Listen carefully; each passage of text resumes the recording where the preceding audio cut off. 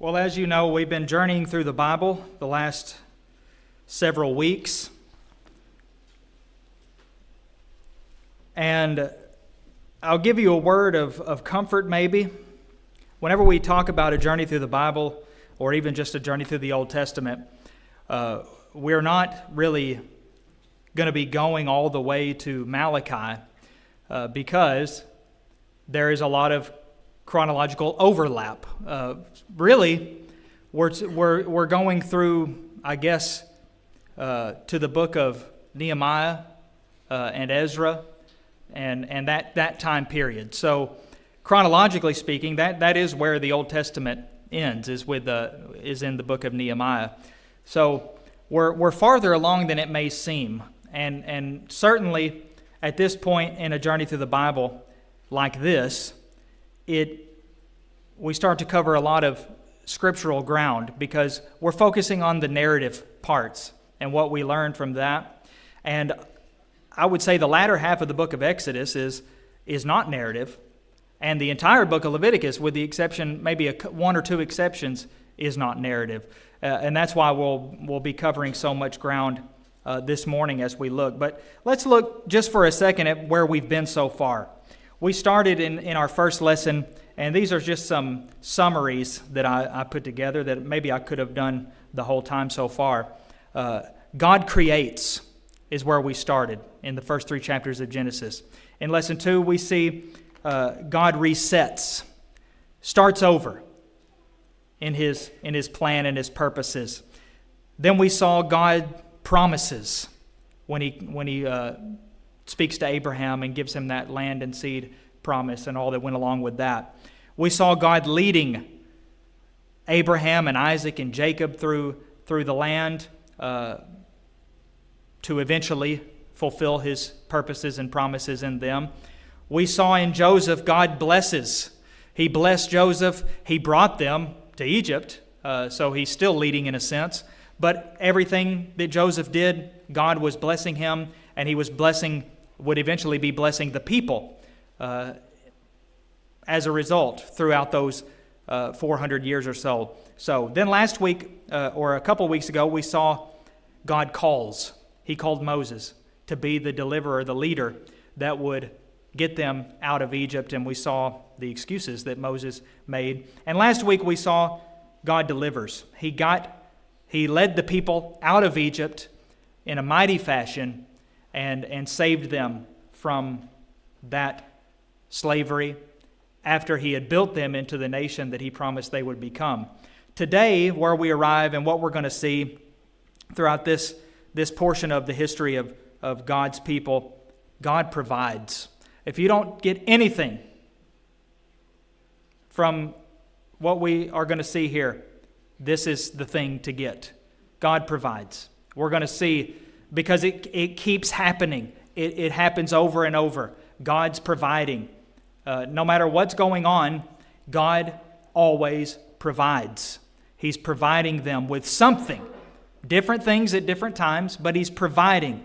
And that's what God had promised Abraham. Part of what God had promised Abraham, or part of what Abraham praised God as doing, God will provide.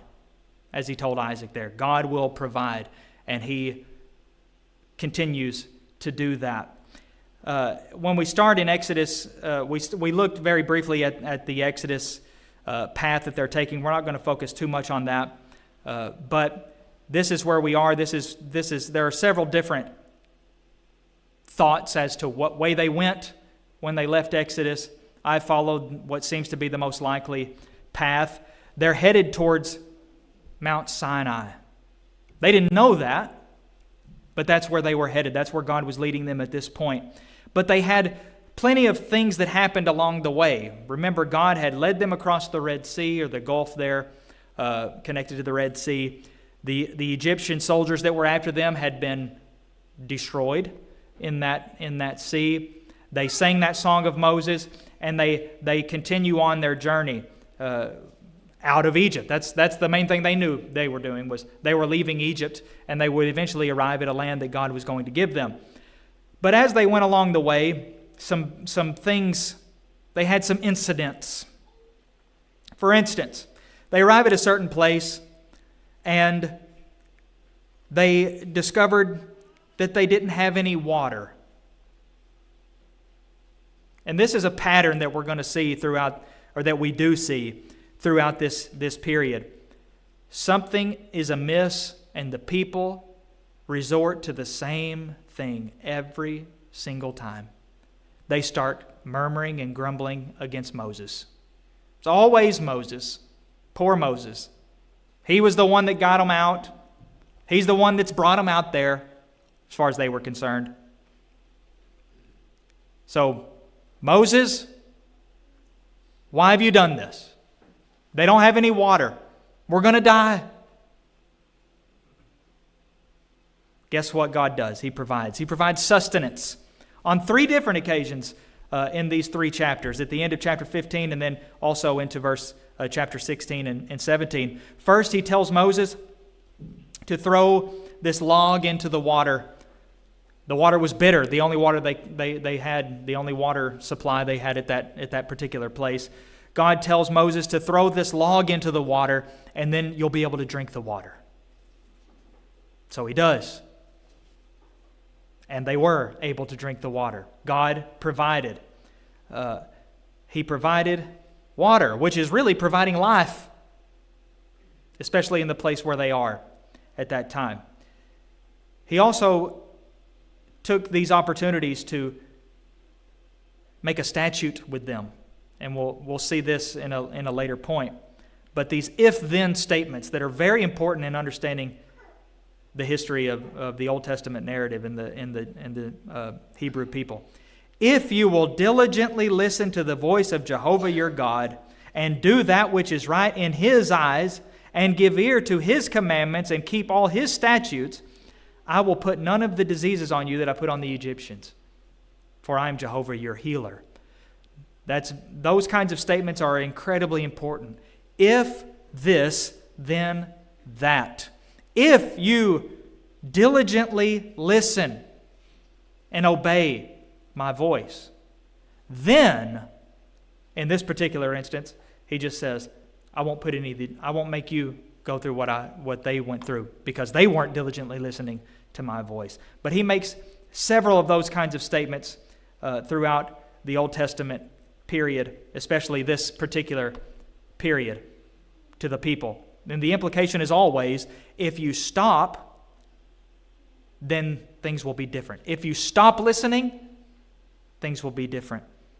But as long as you're obeying my commands, my covenant, that he hasn't even made yet fully, so far he just says, listen to my voice. Well, they go on a little farther. They've got water now, but they discover they don't have any food. Well, don't you know what they did? They learned their lesson the first time and they decided, wait, if we just trust God and ask Him, He'll help. He'll give us food. Nope, didn't do that. Instead, you know what they did? They murmured and grumbled against Moses and Aaron for bringing them out into the wilderness. They even said, it'd be better if we were back in Egypt again. That's how bad it was. Now that's got to really burn, sting, be a nasty smell to God.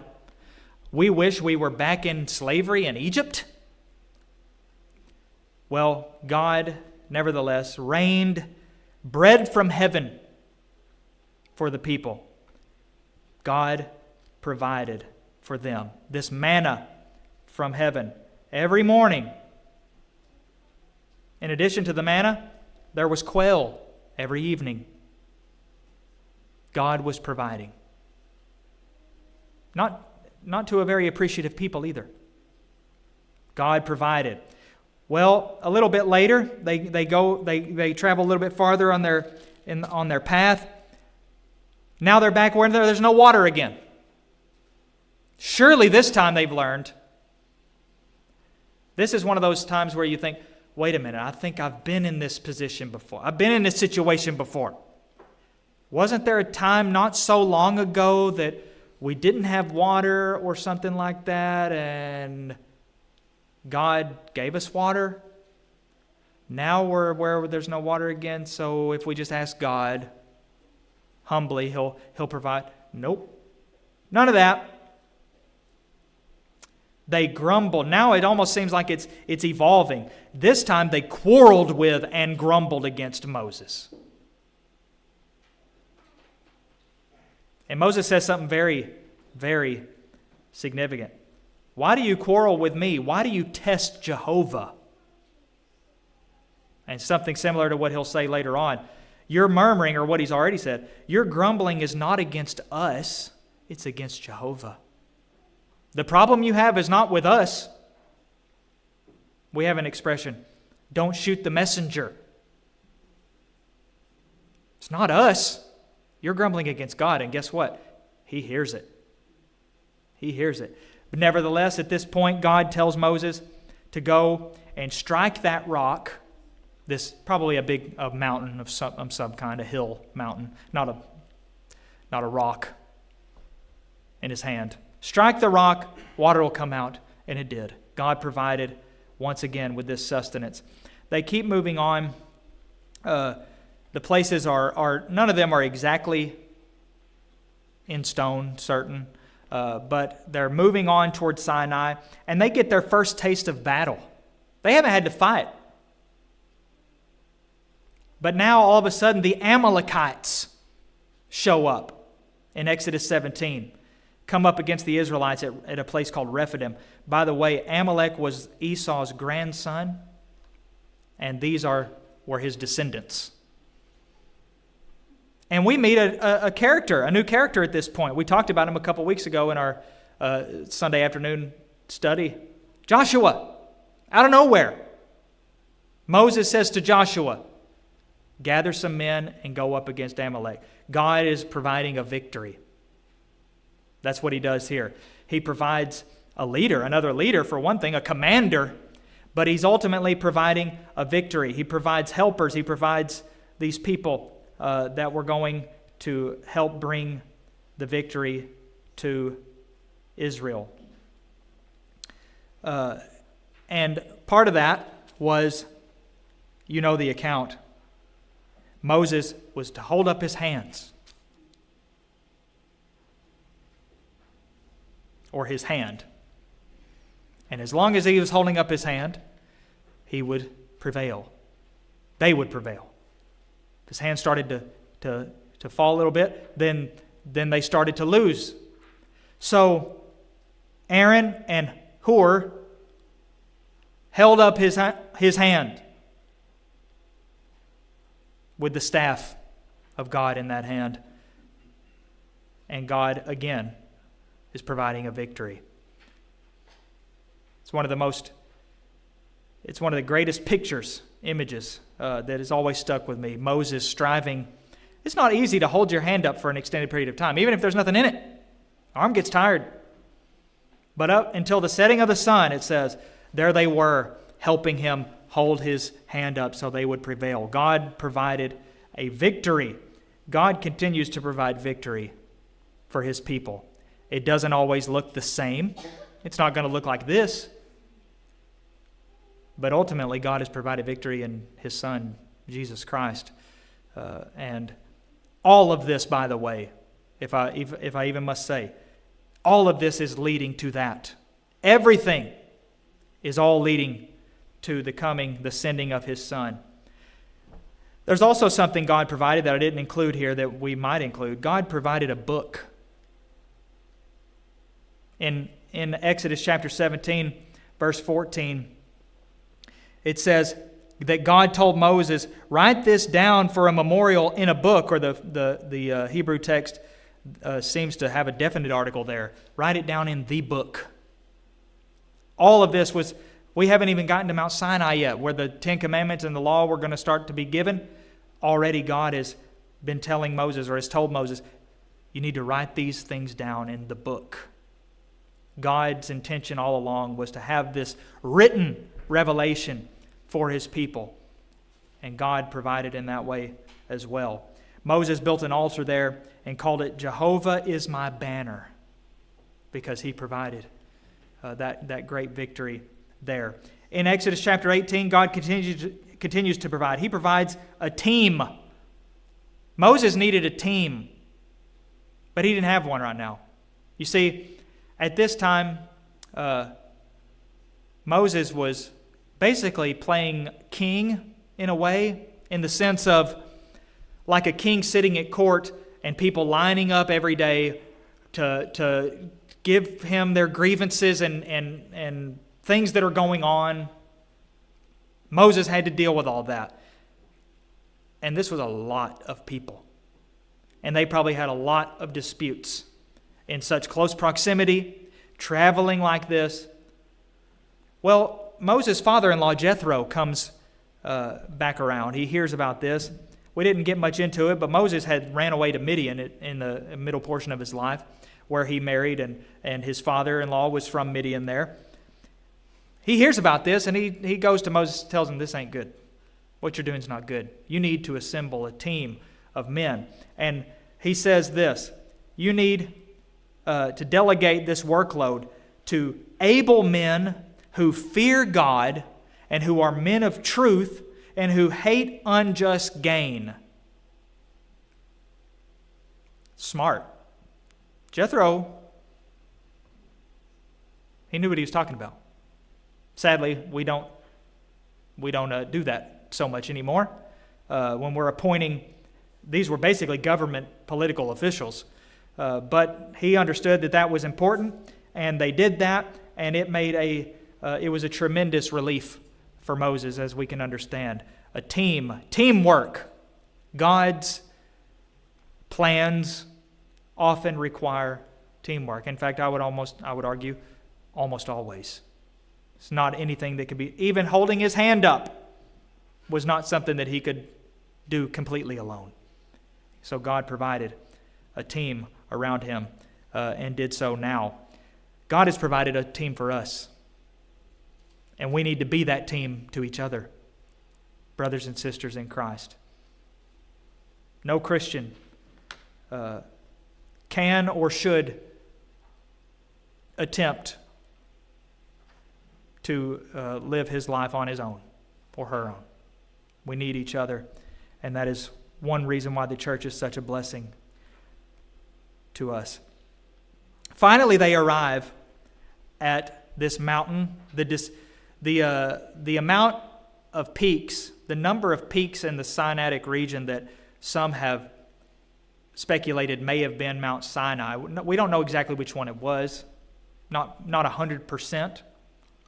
But I didn't include it on the map, but I mean all over the place, everywhere. May have been this one, may have been this one, may have been this one, may have been this one. It could have been this one, but it also could have been that one. It could have been this one, all over the place. But it seems most likely that it's the one that's on the screen here in that southern portion. Maybe that's not the one. Doesn't really matter. They are there where God was leading them. This was going to be a very important place because this is where God was going to give them His law, His will, which leads us to this final point. God provides a pattern. And a pattern is something that God always provides. There is a pattern. And that word cannot be emphasized enough. A pattern. After 3 months of journeying or so, they come to Mount Sinai. Of course, they stopped a lot, so that accounts for the period of time it took. But they get there. Moses was going to go up to God. And again, he says, notice, in Exodus chapter 19, verses 5 and 6, if you will obey my voice and keep my covenant, then you shall be my own possession from among all peoples, for all the earth is mine. And you shall be unto me a kingdom of priests and a holy nation. Yes, they would be that. But notice the condition. It's all predicated on the condition. If you will obey my voice and keep my covenant, then you'll be my treasured possession. Then you'll be a kingdom of priests. Then you'll be a holy nation to me in all the earth. That is a principle that has never changed, by the way. If we obey God's voice and keep His covenants. It was true. It's true today. It was true for them. When any people stops obeying the voice of God, they stop being the people of God from the mouth of God Himself. But He's going to give them, He's going to meet them at this mountain. It's one of the most fascinating statements, the way it's worded at least, when it says, Moses brought the people out to meet God. Think about it. The people had never met God yet. Not really. 400 years they were in Egypt. 400 years of silence. Now, they got to know God a little bit by what they saw Him do in Egypt. But they had never they never met Him. Not really, not personally.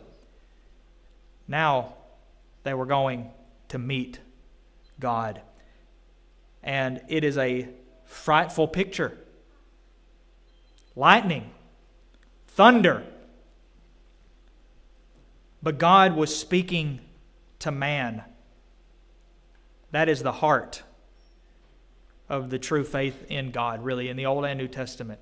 God speaking to man. Here is God speaking to man. Chapter 19, verses 16 and following, we read that account. Moses brought forth the people out of the camp to meet God.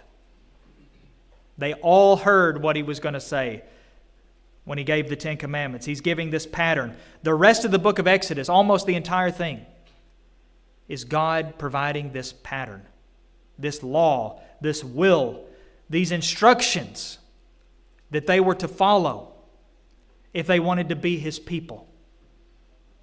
Here are my instructions. Here is my covenant. And it's very detailed in the book of Exodus and Leviticus. They were to learn how to draw near to God. They were to learn what they must do to stay near to God. But it all began when He said, don't let anybody come near this mountain. Only you are allowed, Moses, to come up. Everybody else must stay down there. And if anybody, even an animal, touches the foot of this mountain, they're to be stoned, put to death. A lesson there, that there must be somebody between us and God. They learned that lesson. For them, it was Moses at that time. But that was only temporary. Do you know, today, we still have to have somebody between us and God. But what I thought we could draw near to God, each of us, every one of us. True, but only because of the one that's in between. That's Jesus. Paul said, we have a mediator between God and men. Jesus, the man, Christ Jesus. He is between us and God, that mediator. He is a better mediator. He is the ultimate mediator. And Moses is a type of him.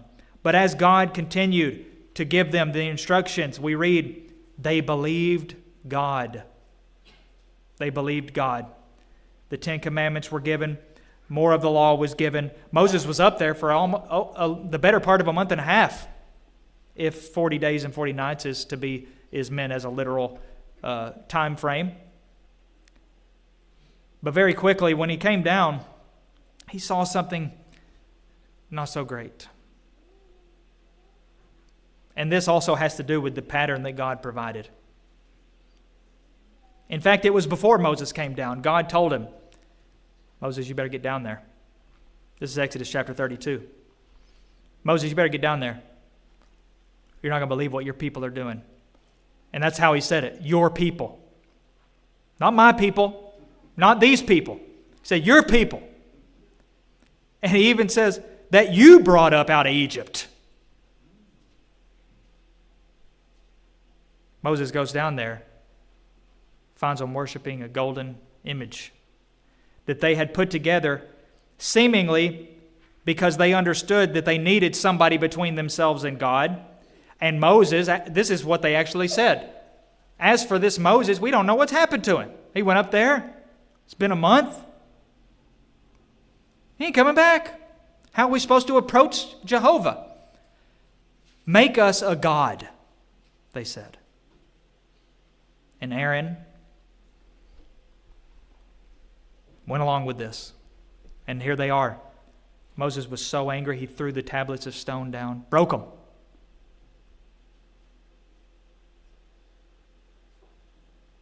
This did not end well. Several died. They were partaking in pagan practices, all in the name of Jehovah. Aaron, notice very, very carefully, Aaron said, tomorrow will be a feast unto Jehovah. It's not that Aaron was trying to actually tell them that this golden calf that we just made led you out of Egypt. That would be ludicrous. That's crazy. They knew that wasn't true.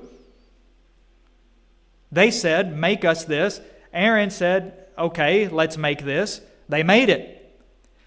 This is the God who led you out of Egypt is another way of saying perhaps, here is Jehovah. Here is the God. Here is His image. You think, by the way, where did they get that idea?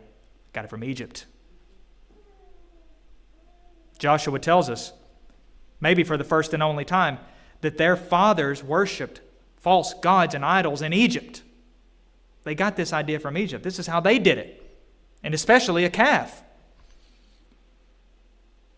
But God, this did not fly with God. They were breaking at least 3 of the 10 commandments they had just been given. Even though they were seemingly trying to do it with good intentions. We are honoring you. We're just doing it in the way that we learned from somewhere else. But that's just it. They were using a different pattern than the pattern God gave them. And that makes it sinful in and of itself. Intentions are irrelevant when the actions are against God's pattern. And that lesson was learned the very hard way. And not for the last time either. Because later on, the only thing that we'll notice from the book of Leviticus in chapter 10, we meet Aaron's 2 sons, Nadab and Abihu. Now this was quite some time later as far as instruction is concerned. So they had been given way more than just the commandments, way more than just the 10 commandments, that is, way more than just a few basic instructions, but they had been given the pattern in much detail. Nadab and Abihu, we're told in Leviticus chapter 10, verses 1 and 2, they presumed to offer what the old versions call strange fire. Why was it strange? Then some of the newer versions correctly at least describe that as unauthorized. Because notice what it says. It was fire which God had not commanded them. That language and word order is extremely important. It doesn't say they offered strange fire before Jehovah which He had commanded them not. That's a totally different statement. You ever heard something like that before? You didn't tell me not to. I've heard it. Heard it this morning. I won't go any further into that.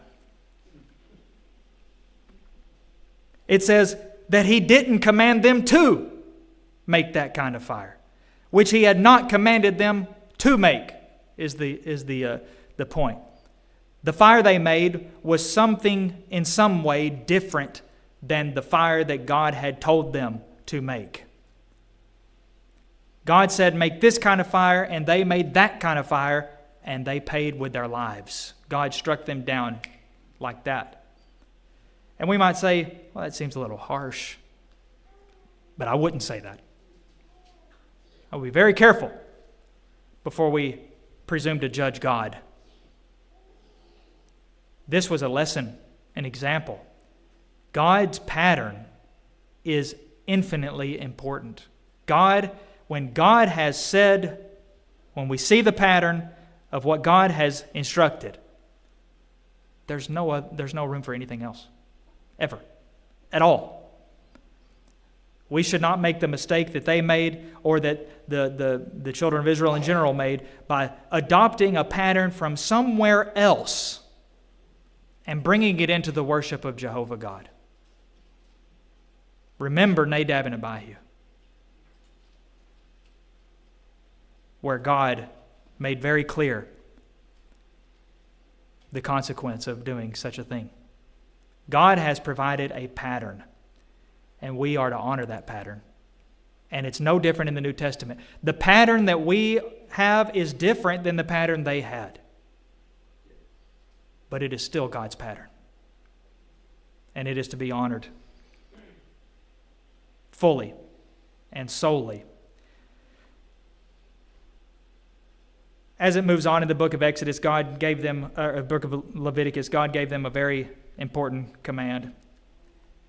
In addition to keeping all the statutes and all the rules, he said this: "You shall be holy to me, for I, Jehovah, am holy, and have separated you from the peoples, that you should be mine." That is what holy means: separate, set apart. I have separated you, and therefore you shall be separate in both body and soul. You shall be separate, different. I've made you separate, so you shall be separate. You shall be holy. Just like they were to be, Christians are to be separate from the world. We are not to behave like the world. We are not to pretend as though we are one of the world, or to love the world, as John said, in that way. But again, all of this is part of keeping that pattern.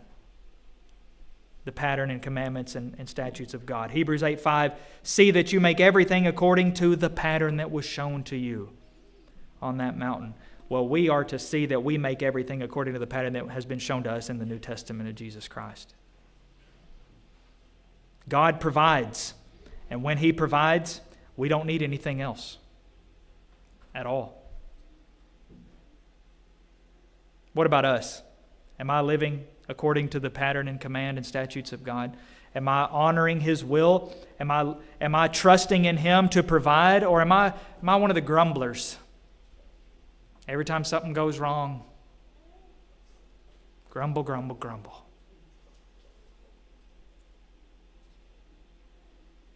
I hope not. Let us, if they didn't learn from their mistakes, let us learn from them. Don't turn to some person in grumbling and murmuring. Turn to God in humble and trusting prayer, like Moses did.